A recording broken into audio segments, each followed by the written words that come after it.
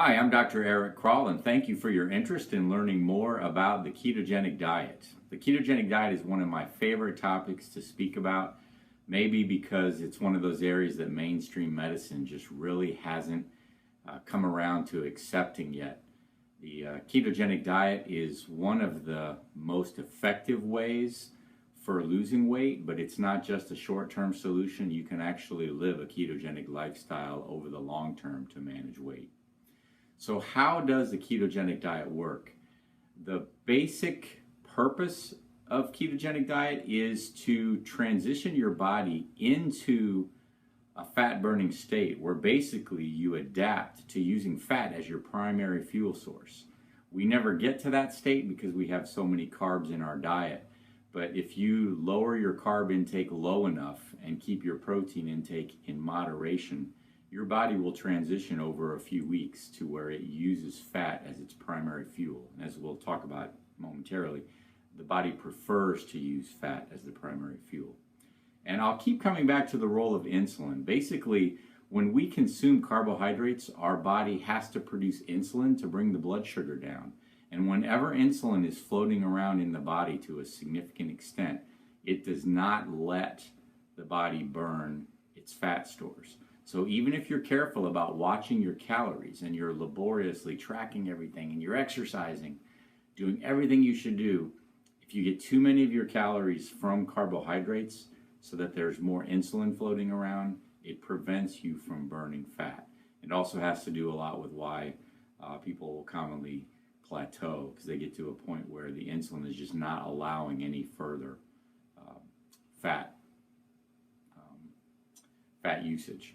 So when you lower your carbohydrate intake and convert to fat burning, your insulin levels are extremely low, and you basically utilize either the fat that's in your diet or the stored fat that you have for energy. So basically with a ketogenic diet, we're talking about consuming about 75% of your calories from fat and about 20 from protein and 5 from carbohydrate. So I'm often asked, how does this really differ from Atkins? Because it sounds a lot like it. And there's a very important distinction. The Atkins diet has commonly become known as a low-carb, high-protein diet. And many people who go low-carb get high protein.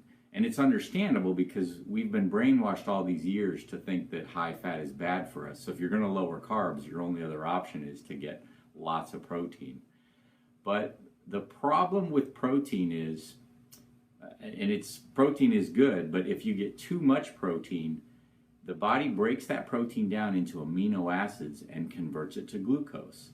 So if you're trying to become ketogenic, trying to convert to using fat as your primary fuel, but too many of your calories are from protein, those amino acids will be converted to glucose, and it won't really let you fully adapt to using fat as your fuel. So in general, we need to keep protein intake to about 1 gram per kilogram body weight. So for an example, if your goal weight is 150, that's roughly 65 kilograms. So you would limit your protein intake to 65 grams a day. And we need to keep the carb intake below 20 to 30 grams a day to stay in ketosis. So what about ketosis? Is staying in ketosis over the long term bad for you? And I love that question. A year ago, I would have answered it differently. Doctors, nutritionists, many people in healthcare have the misconception that ketosis is bad for you because we're all trained about diabetic ketoacidosis, which is a dangerous state. And you cannot stay in ketoacidosis. But it all comes down to the amount of ketones we're talking about here. When a diabetic is in ketoacidosis, a life-threatening state, the ketone levels in the blood are anywhere from 10 to 20 or more. When we talk about nutritional ketosis, a healthy state, the blood ketone levels are really just 1 to 3. So this has nothing to do with diabetic ketoacidosis. Ketosis, nutritional ketosis doesn't trash your kidneys, your liver, cause you to leach your bones, all the things that I thought before I really looked into nutritional ketosis as a healthy way of living. So then the next question that always comes up, and I know you're dying to know, is how can it be good for you to eat all this fat? And that's really the crux of what I want to share with you today. We are brainwashed, mostly by the pharmaceutical industry, but we've all bought into this idea for the last 20 years that heart disease is caused by saturated fat and cholesterol. And while this is very important, when the saturated fat and cholesterol is consumed in the setting of carbohydrates, the high insulin levels cause that fat to be packaged into tiny particles, which certainly contributes to plaque development in your arteries and leading to heart attack and stroke. But many studies have shown, and these are well-designed studies, by the way, done in academic settings, not the kind of studies that you can buy to show whatever result you want. The studies have shown that when you consume high amounts of saturated fat and cholesterol, but in the absence of significant carbohydrates, so your insulin levels are low, ironically, the fat that you're eating mostly is being consumed for energy, so it doesn't matter anyway, but whatever does get packaged and metabolized is in big fluffy particles, which are actually pretty resistant to getting into your artery walls and causing plaque. So many studies in athletes and others who follow a ketogenic lifestyle, ironically, you could measure blood on a regular diet that's 30% fat and 40% carbs, and the amount of fatty acids and small bad cholesterol forming particles would be a lot higher than if you went on a ketogenic diet for 6 weeks or 3 months and did the blood again. The cholesterol levels might be a little higher, but cholesterol is just a number. What matters, and we know what matters, is the size of those particles. So you're much better off, you're more healthy from a standpoint of cardiovascular disease risk if you're getting 75% of your calories from fat, but only 5% from carbs, because of what we've just talked about, with particle size being the most important thing. And the real irony or paradox of all this is, if you're following a ketogenic lifestyle so that your carbs are low and you're using your fats as energy, the very fats that you want to take in are the fats which we've been programmed to think are bad for us.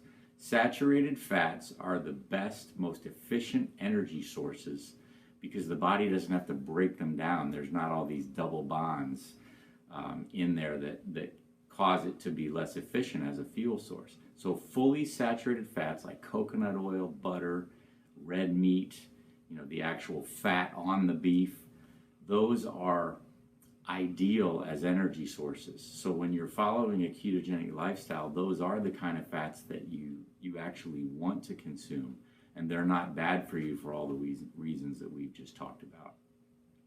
So once you've thought about all this and decided, wow, that really does sound good, and I'm going to do a ketogenic lifestyle, how do you get started? Well, basically, you do need to monitor your calorie intake so that you know that you're not getting too many carbs, and you know that you're not getting more than 1 gram per kilogram body weight of your protein. But as long as you keep your carbs below 20 to 30, after about 4 days, you're gonna burn up all the stored glucose you have in your body, stored as glycogen, and then your body starts on the path towards utilizing fat as its fuel. So imagine, and you might have heard this, you do go through a significant adjustment after 4 or 5 days where you start to feel bad because the body doesn't have the glucose and it hasn't yet adapted to using fat. So it wants to burn glucose in the brain. It's not there, so there's a lightheadedness, a fogginess, but that goes away pretty quickly.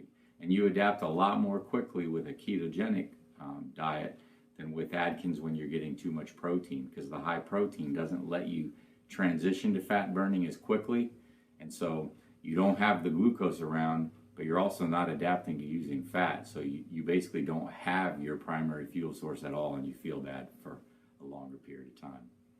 So it's also very important to track your ketone levels as you get started, and we do this simply by checking urine strips.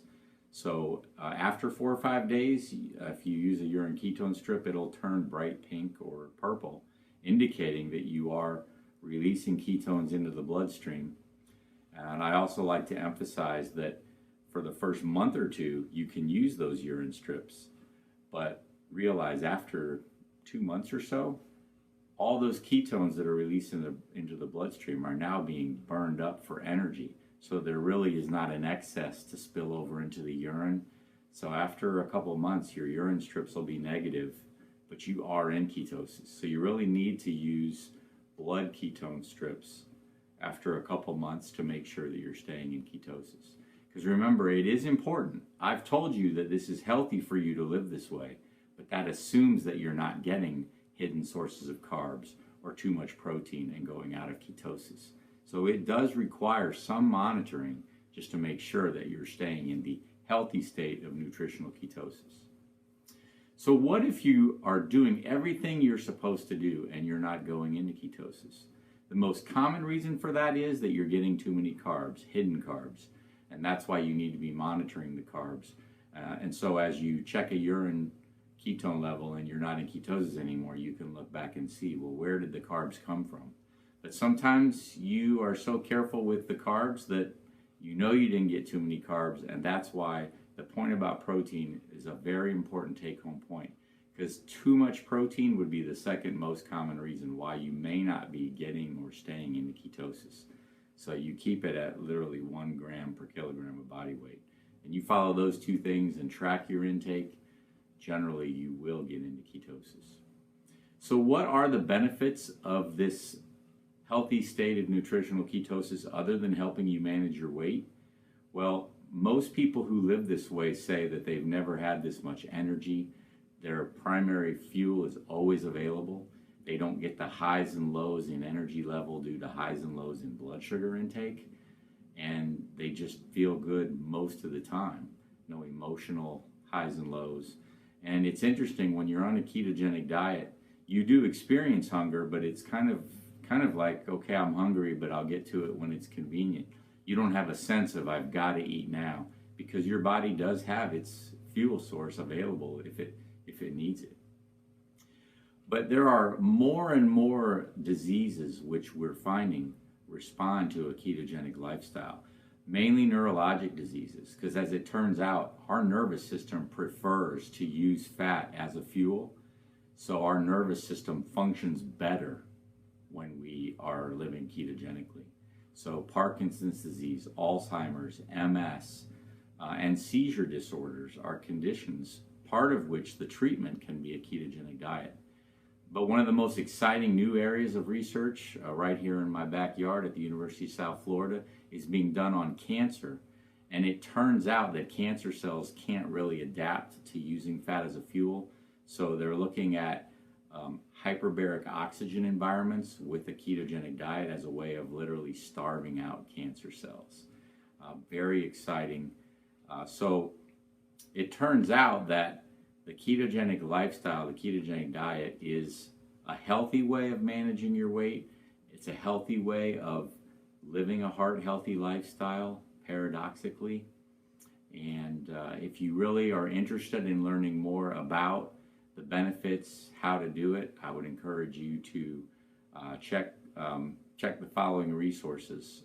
There's one in particular that I think is well done, and that is a book called Conquering Diabetes with a Ketogenic Diet by Ellen Davis. It explains a lot of the things that you can do if you're not feeling well in those first few weeks, and specifically what you can eat. And feel free, if you have more questions, you can email me at drcrall@mydpcdoc.com. You can get that through my website at www.mydpcdoc.com. So thank you again for your attention and your interest in this amazing topic. And as you try to move forward and follow a heart-healthy lifestyle and aim for good health and healthy longevity, please always remember that not enough time is a euphemism for not enough desire. Thank you.